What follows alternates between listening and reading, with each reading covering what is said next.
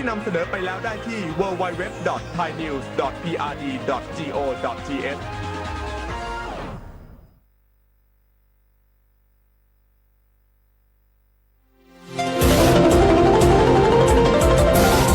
วิทยุแห่งประเทศไทยให้ความรู้คู่ความสุข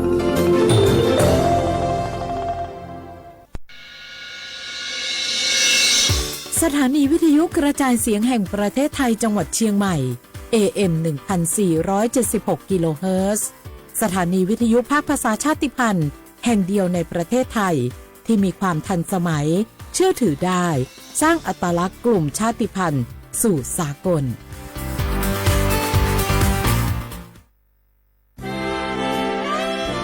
ตลอดประวัติศาสตร์ของชาติไทย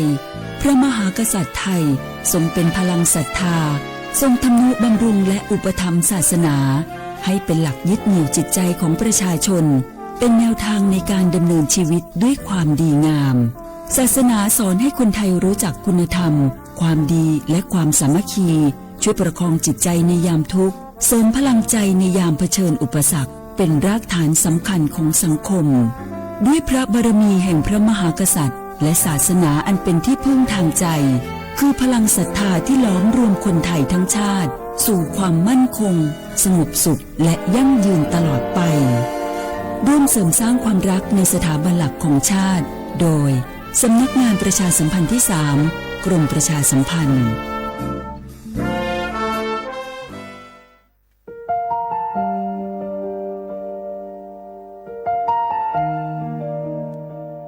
ขอน้อมเกล้าถวายอาลัยสมเด็จพระพันปีหลวงพระแม่แห่งแผ่นดินผู้ทรงเมตตาเหนือเกล้าขอพระองค์เสด็จสู่สวรรคาลัยข้าพระพุทธเจ้าข้าราชการและเจ้าหน้าที่สถานีวิทยุกระจายเสียงแห่งประเทศไทยจังหวัดเชียงใหม่กรมประชาสัมพันธ์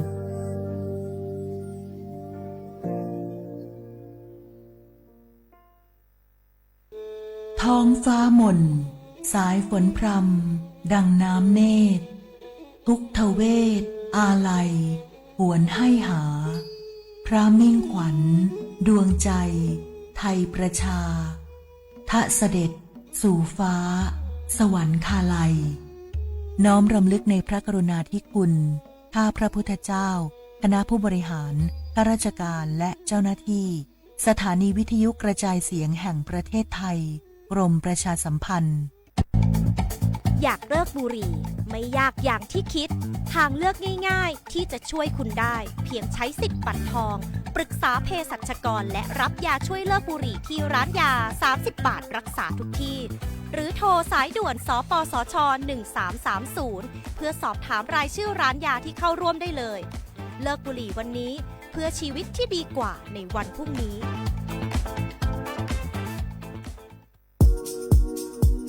30 บาทรักษาทุกที่เจ็บป่วยเล็กน้อยอาทิมีไข้ไอเจ็บคอปวดข้อเจ็บกล้ามเนื้อใช้สิทธิ์บัตรทอง30 บาทปรึกษาเภสัชกรและรับยาตามอาการ32รายการไม่เสียค่าใช้จ่ายเพียงยื่นบัตรประจำตัวประชาชนที่ร้านยาที่มีสติกเกอร์30 บาทรักษาทุกที่หรือร้านยาคุณภาพของฉันให้บริการดูแลอาการเจ็บป่วยเล็กน้อยสอบถามเพิ่มเติมโทรสายด่วนสปสช1330 24 ชั่วโมงพี่ยังไงดีเจ้าแม่น้องกำลังเข้าสู่ช่วงสูงวัยและจะดูแลเปิ้ลยังไงดีเจ้าหูก่อผู้สูงวัยเปิ้นไม่ได้เท่าเหมือนกันหมดเนอะกลุ่มติดสังคมเนี่ยว่าเปิ้นแก่แต่ใจวัยรุ่นต้องจวนกันออกกำลังกายทำกิจกรรมเวลาปะหมู่ปะฝูงมาใดเปิ้นก็ตึงคึกคักกันกูเตืออันนี้แม่น้องเลยนะวันออกไปขายเห็ดลมที่ตูดกาดแล้ววันนี้นะเปิ้ลก็มีนัดไปที่โรงเรียนผู้สูงอายุแหมซอบอกซอบใจขนาดกลุ่มติดบ้านก็เป็นกลุ่มที่บ่ออกไปไหนต้องแต่งบ้านให้ปลอดภัยเตียวบ่คล้องบ่เต้ามันไปพอไปกอยดูแลเรื่องกับข้าวกับป่าจะได้มาง่อมมาเงานะส่วนกลุ่มสุดท้ายกลุ่มติดเตียงก็ต้องพอต้องกอยบ่ฮื้อลำหูลำตา ตึงพลิกตัวทำความสะอาดดูแลอาหารยุกยาและต้องใส่ใจเรื่องของความรู้สึกบ่ให้เปิ้นรู้สึกว่าโดดเดี่ยวฟังจะอี้ค่อยสบายใจเลยเจ้าขอบคุณนั่นแน่เจ้าพี่เดี๋ยวน้องจะปิดไปดูแลแม่ก่อนเด้อเจ้าและจะไปลืมปามแม่ไปตรวจสุขภาพประจำปีตัวเนอะเจ้าดูแลผู้สูงอายุถูกวิธีผู้สูงวัยก็ยิ้มได้ลูกหลานก็สบายใจด้วยความปรารถนาดีจากสำนักงานประชาสัมพันธ์ที่ 3 กรมประชาสัมพันธ์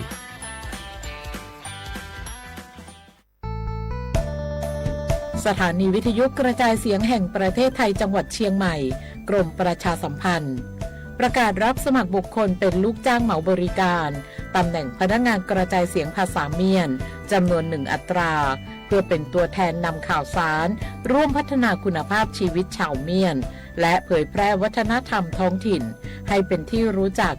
ผู้สนใจยื่นใบสมัครด้วยตนเองได้ที่งานธุรการสถานีวิทยุกระจายเสียงแห่งประเทศไทยจังหวัดเชียงใหม่ตำบลช้างคลานอำเภอเมืองจังหวัดเชียงใหม่ตั้งแต่บัดนี้เป็นต้นไปสอบถามข้อมูลเพิ่มเติมได้ที่053-276-068ในวันและเวลาราชการมั่งลิวเอาเก่งเศร้าก็โอ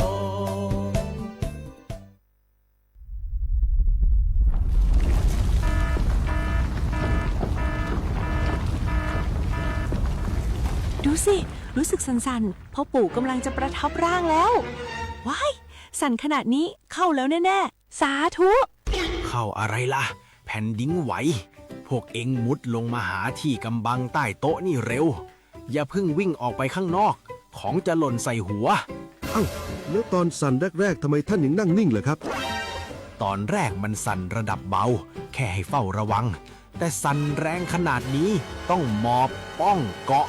หาที่หลบกำบังที่แข็งแรง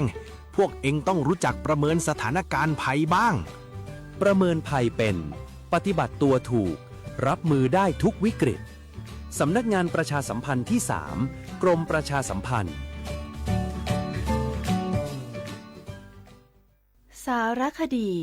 แสงเพชรส่องล่าเจ้าฟ้าพัชรกิติยาภาตอนพระราชธิดาผู้ทรงคุณธรรมสมเด็จพระเจ้าลูกเธอเจ้าฟ้าพัชรกิติยาภานเรนทิราเทพยวดีกรมหลวงราชสารินีสิริพัฒน์มหาวชรราชธิดาทรงเป็นแบบอย่างที่ดีในการประพฤติตนด้วยพระจริยวัตรที่งดงามและเรียบง่ายพระอุปนิสัยอันอ่อนโยนมีพระเมตตาต่อผู้ที่ได้โอกาสและผู้ทุกข์ยากพระองค์เสด็จไปทรงเยี่ยมราษฎรในพื้นที่ห่างไกลทรงรับฟังปัญหาและทรงหาหนทางที่จะช่วยเหลืออย่างเป็นรูปธรรมทรงเห็นความสำคัญกับการให้โดยไม่หวังผลตอบแทนพระองค์ทรงสอนให้คนไทยรักสามัคคีและมีน้ำใจต่อกันไม่ว่าจะในฐานะใดก็ล้วนมีศักดิ์ศรีความเป็นมนุษย์เท่าเทียมกันด้วยพระจริยวัตรที่งดงามและเรียบง่ายของสมเด็จพระเจ้าลูกเธอเจ้าฟ้าพัชรกิติยาภานเรนทิราเทพยวดีกรมหลวงราชสารินีสิริพัฒน์มหาวชรราชธิดาเป็นแบบอย่างอันทรงคุณค่าที่จะอยู่ในใจประสบกนิกรได้น้อมรำลึกถึงพระองค์ผู้ทรงเป็นพระราชธิดาที่ทรงเปลี่ยนไปด้วยคุณธรรมอันเป็นที่รักยิ่งของปวงชนชาวไทย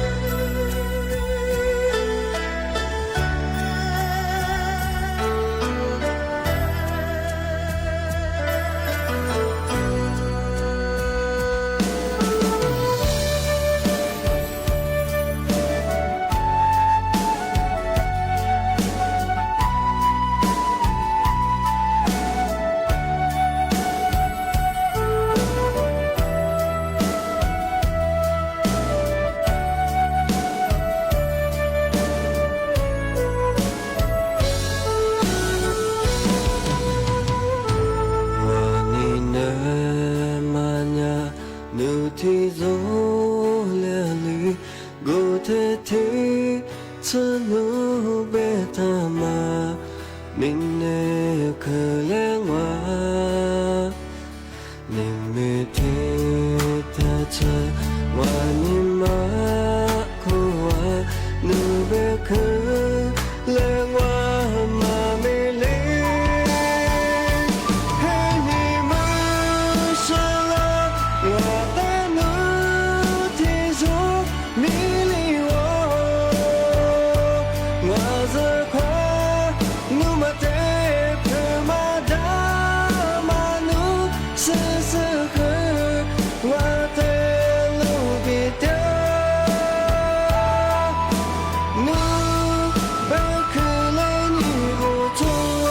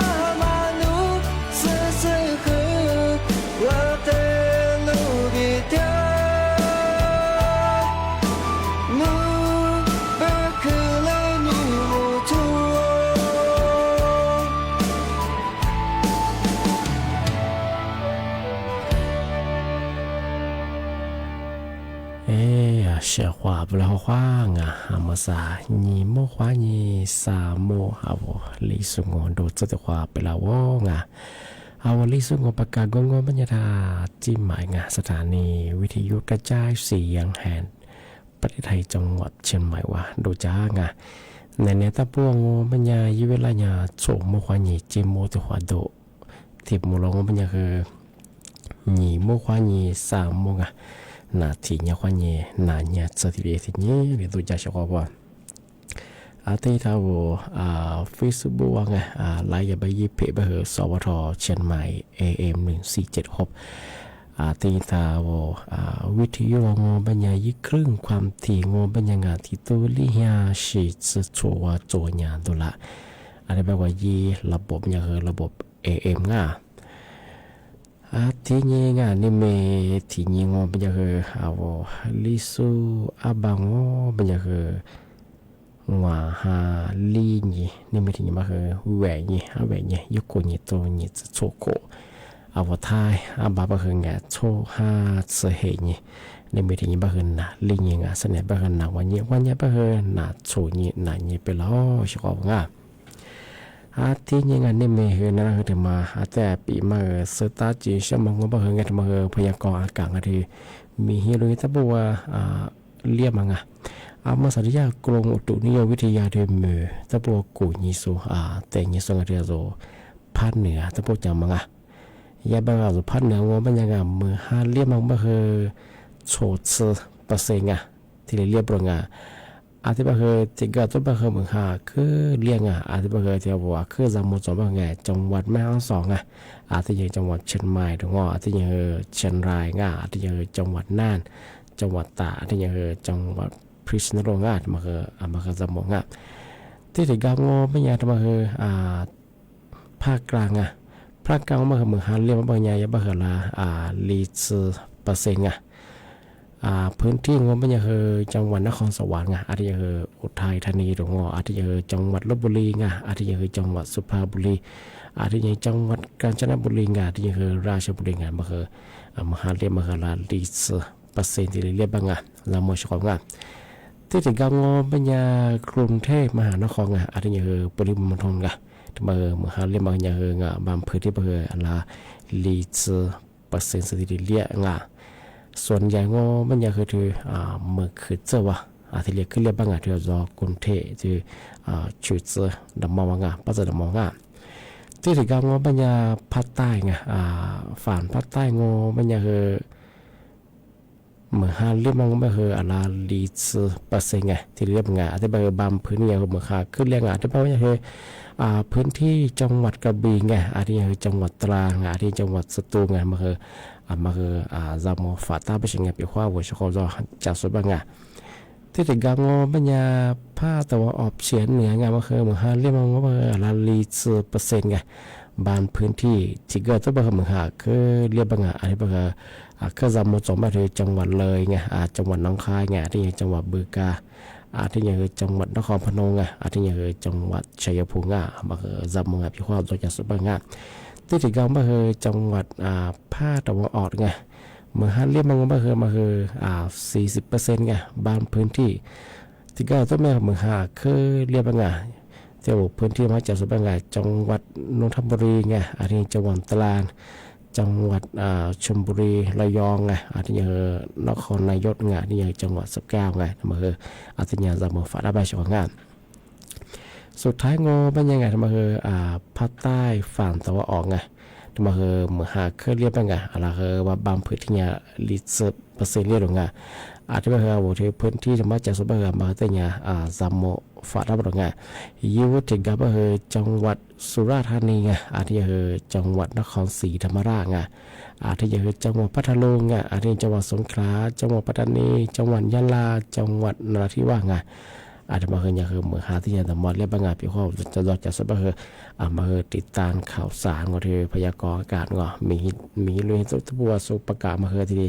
นั่นหนาไปเชียงใหม่ไปคว้าจอมาก็เป็นเรื่องคือมาทีเดียวสมุทรสงครามมีอายุไม่เดียวภาคเหนือภาคเหนือก็คือ60%ของมาเรียกมาก็สมุทรสงครามไปเชียงใหม่ที่จังหวัดแม่ฮ่องสอนเชียงรายอาจจะคือเชียงใหม่จังหวัดน่านจังหวัดตราดที่จังหวัดพิษณุโลกเอาคนที่มาจากสุพรรณมาที่เนี่ยสมุทรไปเชียงใหม่ไปคว้ามาก็เป็นเรื่องว่าเป็นอย่างเดียวว่าอยู่มาจากสุพรรณก็ยังมีโอกาสคือก็ยังบ่มีเชื่ออย่างไงพี่ข้อมือคือผลิตเบอร์นวัดอยู่ว่ามีสัตว์เสียแล้วมั้งเราไปฉีกไว้มาที่เล็กกินหน้าเฉพาะง่าเบอร์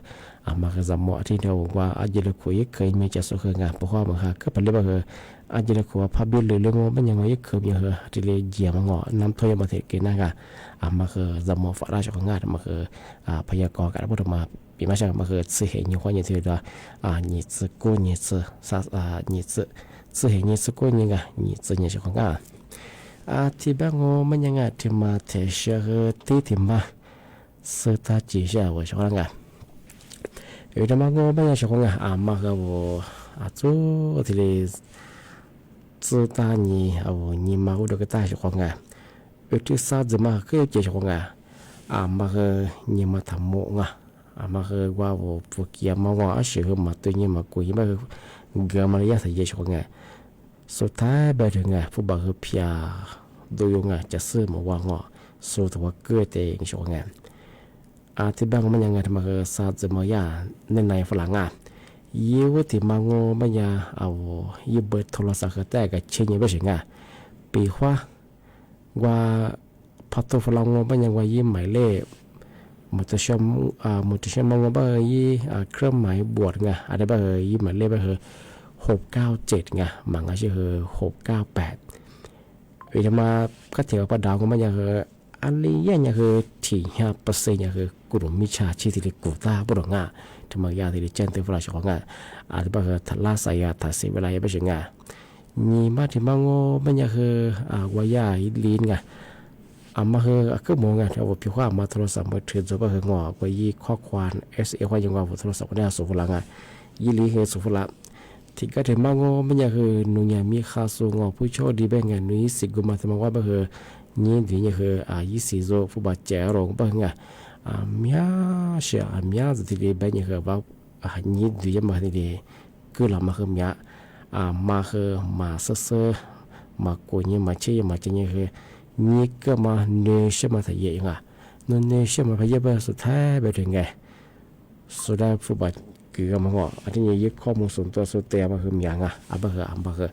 มาสัสถานีไปเชียงอ่ะสร้างมาที่มาว่าไม่ยางอ่ะมาคือเอาผู้บาดมาโอ้ก็เถอะเล่มบัญชีหรือว่ายิ้มมีหัวใจกับกูยังไงเชื่อเจ้าของอ่ะมาใส่ให้เนี่ยไปคือกลุ่มมิชาชีพไปกูอยากบัญชีมาคนยังอยู่เนี่ยเอาพระผู้บาดโอ้ก็จะมาคือจ้าที่เป็นชาวงามาเฮที่สัตว์มาจากตัวที่สุดท้ายยิงเอายิงมาลูกตั้งปีขวาวันลิชินเยอะคือลิชิโอ้ยคืองาลิชินเยอะคือเนี่ยคือก็เถอะเธอกับกุญยิงกับใจยิงไม่ถือยี่ไปเชิงงานมาเฮยาที่เจนตัวฝรั่งที่แบงก์ก็ไม่ใช่ชาวมาใส่ยิงไปเฮเรียกว่าฟีบุ่มแบงไงเอาติดต่อแบงอีไลน์แบงว่าที่เนี่ยคือเอาอัมยาช่องทางยิงไงเอาที่กันเนี่ยสบายงามาคือก็จะมางามาใส่เห็นยังบ่คือกลุ่มมิชาชิงเราสมัครสบายเวลาที่เลยน่าลางว่าที่เลยคือลาบ่คือมีอะที่ก็ต้องฟุตบอลก็ว่าที่ก็ต้องว่าจะสุดแจมบ่ต้องว่าอายุโปรโมชั่นเป็นยังไงกูสิเป็นยังคือมีอะที่เลยนั่นในฝรั่งโฆษณายังมามียังบ่คือชาวงาบ่คือว่าอาชีพฟรีๆไม่นิวใช่มาใจนี้มากูยิงไงสุดก็ถ้าผมมาคือนี่จะมาโอ้จะมาตายชาวงาสุดท้ายแบบถึงกูเลยไปเห็นฟุตบอลกูว่าส่วนนี้มีเหตุฟุตเตย์มาขายมาไงทำมาเหรอคือมีอย่างมาเหรอจะหมดจากมาใส่ให้ไปกลุ่มไม่ใช่ชื่อที่ชอบคนเยอะแล้วคือเรามาคือมีอย่างไปเหรอว่าชอบอะไรมาที่คือจะไม่ใช่มาเหรอขึ้นเรามาต่างที่ยังที่มาเที่ยวงว่าคือที่ทำมาปีมาเชื่อชอบอะไรที่มาสั่งว่าบาทสวัสดิการไงแห่งรัฐการทบคนโจยิบเบสุยิบเบสุเป็นยังไงมาทำไม่ได้ไงยืนยันสิทธิว่าเป็นไงที่กล่องที่21ไงโชว์5นี่จะถึงยังมาเป็นว่ายืนยันที่เรายืนยันสิทธิว่าเป็นยังไงยี่เวลางงเป็นยังไงเนี่ยโชว์โมควายิงสักว่าสติมุสติลียืนยันสิทธิยังเป็นไงยังบางคนก็คือหวังการจังไงยี่ว่าติดกับเราว่ายี่แอดกระเป๋าตามไงมันก็ชื่อว่าแอดทันรัฐงอมันก็ชื่อว่าตู้ ATM งอธนาคารกรุงไทยยี่ยี่ช่างมันก็ชื่อว่าเว็บไซต์บัตรสวัสดิการก็ยี่ที่ยืนยันนั่งมันก็ชื่อว่าหน่วยธนาคารไงรถบียังมาคือยี่ที่ยืนยันยังมาคือยีน่าไปถึงไงอันนี้เป็นเกี่ยวกับธนาคารปัจจุบันมาคือยิบบัตรประชาชนมาเตะแบงก์งานมามาปีมาช่างอาจจะเป็นยังไงว่าด้วยบัตรสวัสดิการแห่งรัฐไงบางคนโจยิบเบสว่าสุดไม่เคยมาเคยทำไม่ได้ไงยิงยาสิทธิ์กล่องวันที่21ไงทำไม่ได้งานน้องพ่อมายิบนูอยู่มานักแรงงานมาปีมาแจ้งเตือนช่างที่เป็นยังไงก็ไงมาซานั่นแหละคือมากกว่าที่ขวาเกินนางวิชเขาท่าวิธียุคความยันนะจ้าสู้ไงไล่สวดตีสุดละคือขวางอ๋อช่วงงานที่ช่วงงานก็ถึงมาแต่ใบมีดีบ้างช่วงว่าอะไรนี่ฝรั่งมาเขาเรียกว่าจะมาถั่วช่วงอะไรมาคืออะไรถั่วมางบ้าเหรอแต่ปีมาเป็นยังคือที่เลยนั่นนี่ฝรั่งแต่บางคนก็ถึงยังก็ตัวนี้ปีมองชอบงานที่มาสาววัดซื้อมาถือว่าชื่อคนละมังงมันยังไงที่ว่าวัดซื้อผ้าที่ซื้อวัดถือมามีวัดเรามางานที่มาคือที่เลยชื่อคนหรือบางงานยุคโคกันอะไรเงี้ยลิซ์มาซื้อตัวห้องชื่ออะไรยังไงกว่ายินนาจบปรุงที่เป็นยังคือเอามาสับเบงานที่ว่าสถานที่ราชการไงสภาสมามีสเบคือยากทนใช่ยังคือที่เบิดสถิติจุกตาเจ้าสิ่งนี้คือเวลาก็ที่ดีไว้อะไรที่ดีเจ้าชงงานชงงานบางคนมาคือที่ดีสุดท้ายบางคนขึ้นอย่างข้างงานหัวสมัยบางคนยิ่งใจแต่บางคนไงยิ่งคือเวลาที่ดีบางคนมีสถิติยิ่งเตี้ยมาคืออย่างชงงานบางคนที่กระโดดคือมาสุดสุดที่นั่นยังฝรั่งที่เป็นยังไงมาสั่นนั่นคือมากกว่าที่ว่าเงินนางเอาชงงานทำไมก็จะวันนี้ผมกว่าผมก่อนมาอิ่มกว่าเผาก็บางคนมีอย่างนี้บางคนเสื่อไงนอเชื่อเขามาสมัยจะส่งวันนี้มาสับคือ过了的恐怕和一度不咱家和个伢的拿不行哎，阿拉巴和么三伢和咱伢这里自然办啊，一过和这里个伢没了家小个啊，阿拉巴和么管一么管那伢小个啊。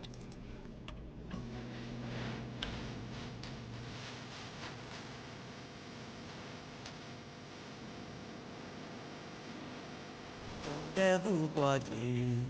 东山不眠，熬住把起掉，做不来什么来什么，怎么来的容？东在不挂梦，我说这一天，你跟你来白头了，我的天呀的，从我的过来。也是我的我的你的了，我的妈的我也他妈谁，一直节目的吧，东北不过路，我来了个天，我的妈的我，一直你答应我来的吧，那个他不。一天天多了，你那么的多，我的妈咪的也不来。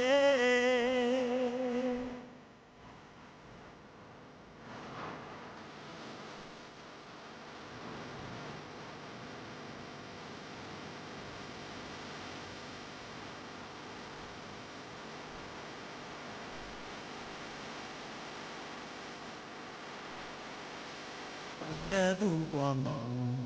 怎么来让你？我你妈来过，你不连我怎么来让我？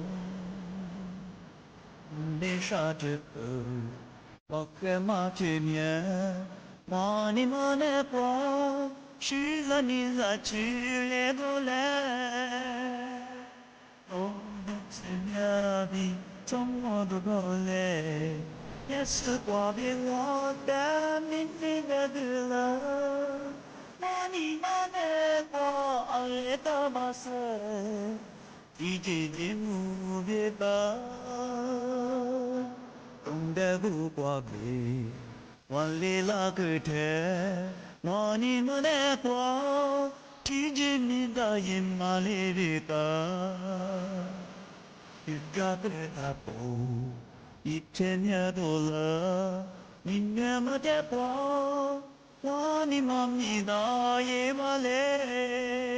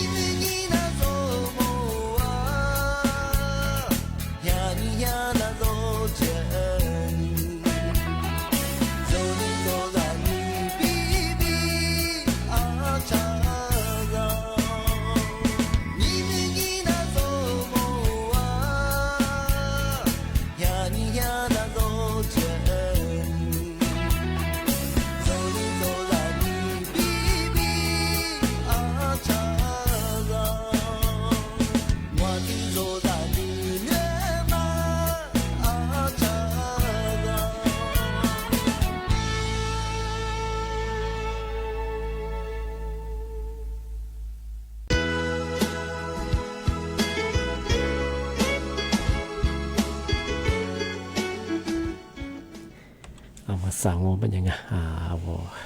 ลิสงูเรียมาคืออยู่เวลายี่จีกูเลยฮะดอชกงาที่เป็นยังไงจะมาจะเชื่อคือนั่นคือที่ค่ายเลือดออกตะปูว่าไงเธอนาตะปูทำมาแต่ปีมาสตาร์จีช่างชกงาทุกอย่างข้อมูลซื้อนี่ติดคุมมังโง่เป็นยังไงเธอปี2569ไงที่5ว่าอย่างที่มาสาโฉงห้างบางอย่างคือผู้ป่วยไงบอกว่าผู้ป่วยเราไข้เลือดออกในสมบรรยากาศโฉตูซาเฮียสวะที่แบบ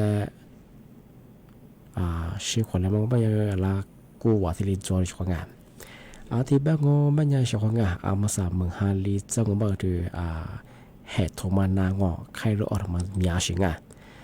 ที่บรรยากาศคือกรมควบคุมโรคไงเธอนาตบัวยูโซกาโซที่ยากระทรวงสาธารณสุขไงยาในฟลัมเบอร์ไงเธอวิธีการจับยุงลายไงเนี่ยเหตุมาจุจินามังอ่ะมาเมียนามังเมื่อสัปดาห์ไงเธอบอกเฮียงกันเลยกันจะว่าขยะงอคือตัวเฮียงขยะมาคือชิ้นเดียวมันยังจะได้บ้างไงที่ถุงดำก็ยังคือจุดที่ชื่อชื่อเนี่ยคือยี่วุชอกสุดที่อีกเคยมีข้อชื่อไปถึงเมื่อสักก็ตาเมื่อสักปกติว่าเหตุมาล้างนี้ฟุกเกิดที่พิลาคือยี่บุชาถึงอะไรบ้างเหตุมาปนจากหันจากว่าขบไปถึงติเชนนี่มาถึงมาโง่บัญญัติคือฮีคุณเนี่ยโง่บัญญัติคือจะสุดจะมาคือว่าจุดที่ชาเกงจุดที่สื่อชาไปถึงฮีคุณเนี่ยว่าคืออะไรเยอะคืออะไรพายโง่บัญญัติคือเหตุมาว่าคือเลยจะละสิ่งไงว่าที่เนื้อสัตว์ได้บ้างเหตุมาคือแย่คือจะมาที่ว่าอะไรสิ่งไงที่เนื้อว่าไงที่ช่วยใจช่วยยังไงบ้างว่าเฮียบ้างงานมาคือที่เฮียแต่กว่าสิ่งไปสิ่งไงสามารถที่มังไม่ยังไงอาจจะอยู่ดุมแบบไงอะไรสิ่งที่ลงไงอยู่งไม่ยังเคยยิ่งแก่จุดที่花枝ที่花ปีท่าไปสิ่งไงพอมันก็บ้าจะเหตุมาแล้วนี่คืออีฟูก็บ้าอีจับปืนแล้วบ้างไงสิ่งนี้คนนั้นบ้าอีจับปืนแล้วบ้างเฮียจะเป็นมีเหตุมาอย่างไงบ้างแล้วก็บ้าใครเราออกที่เกินได้ใช่ไหมอะไรบ้างเฮียกันเลยจังไม่ยังคือเมื่อหาลีกันยาที่ซึบเพื่อคว้าแก้คว้าก็เลยจะความแบบไงว่าเมื่อเขาจะตีรามาชีเดียมาไงสิ่งนี้พักก็บ้าเหตุมาแล้วนี่ฟูก็บ้าเฮียคือว่าจะเป็นเหตุมาคืออย่างอะไรบ้างว่าโคตรกูบ้าล็อกกูแล้วบ้างไงจ้าเหตุมานาเกลียงไงทุกขั้นเลือกออกมาเกิดได้บ้างไงถือยายิ่งข้อมูลบ้างมาคือที่5วันยังคือที่โชว์5บ้างคือไงโชว์ตัวมาเสรีจอดยังไงทุกขั้นเลือกออกเหนือสุดไงที่ชื่อคนละมาคือเนี่ยกูวัดเสงที่บ้างไม่ใช่ว่ามาคือจามงเห็นกันเลยกันจะคือถักคือเลยจริงมาคือที่สื่อชาติชาวที่ยังคือสักคนสมีตาคือชอบผูกคอจ้วที่ยังหน้าตาคือคอจื้อคือคอจื้อไม่ใช่มันคือที่ชิมห้องกว่างมันก็ชื่อว่าวิคลีนว่าบ่หอเหตุมอมันคือคนน้ำมันงอมันคือเนื้อที่ยังคือบอกว่ายันกว่าบ่หอต้องขู่กว่าสู้กำจัดยุงลายไงมันคือมือที่เรียบเรียบก็คือเฮียคือเหตุมามันจะเป็นว่าผมมีโอกาสเนื้อมาก็มาตัวเชียงที่บางอย่างเจนตัวฝรั่งมาคือมาคือจามเป็นอย่างที่เจนตัวฝรั่งที่บางช่วงมาคือ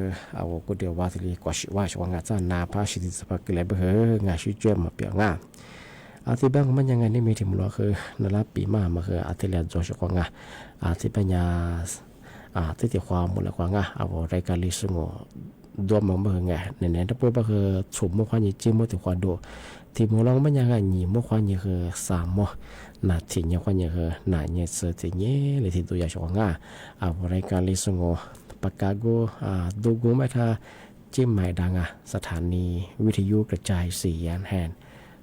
ประเทศไทยจังหวัดเชียงใหม่ว่าดังที่ยังคือสวทเชียงใหม่แบบคือดาวช่วงอะไรบ้างว่าชกนาไลฟ์สดตีสู้ทัฟฟิบัวตีสู้ที่เราวิทยุคณะจารย์สุดาคือบุมว่าชกนาอะไรบ้างนะทัศน์นี่เราเจ้าอะไรบ้างที่ติดควาเอาลิสงดูดเส้นตะความหมดแล้วควาข้อสวัสดีครับ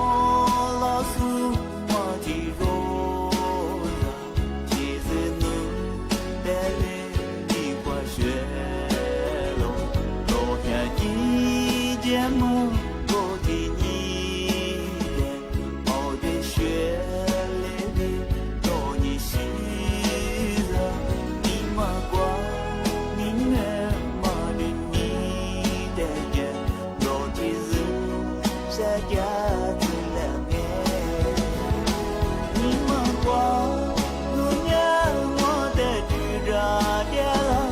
我的梦我燃烧了。阿泰米，我娘努的居然跌了，努那米居然跌了。你妈光，你女妈女的的呀，我的路是家子了没？我的路是家子了没？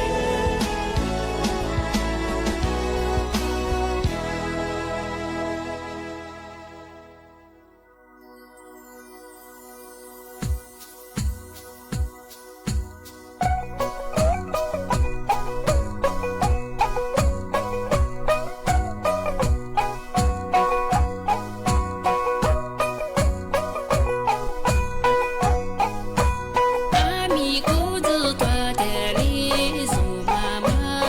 妈妈呀干妈妈，干妈妈，阿里一丝一根哎，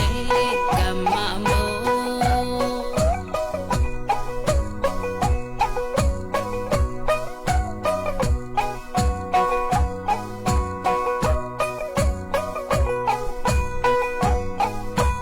阿弥咕噜多的里苏妈妈，妈妈呀干妈妈，干妈妈，阿里一丝一根哎，干妈妈。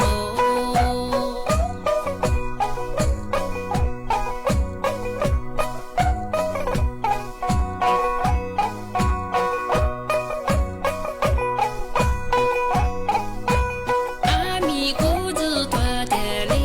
苏妈妈，妈妈呀干妈妈，干妈妈，阿里一丝一根哎，干妈妈。